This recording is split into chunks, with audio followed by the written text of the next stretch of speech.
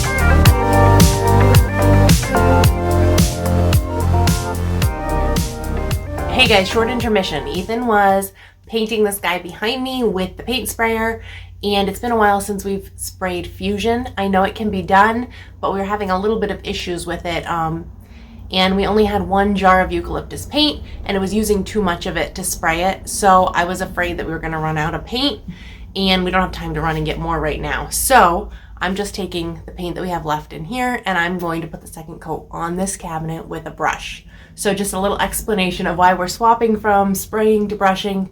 That's why. So let's put the second coat on.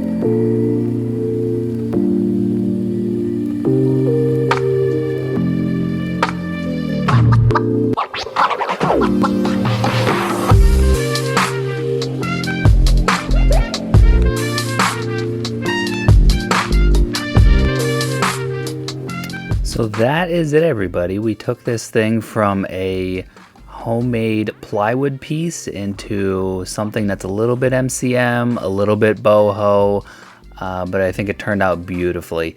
So if you guys have any comments or questions, feel free to leave them below. And before you leave, make sure you hit that subscribe button. Thanks for watching, guys.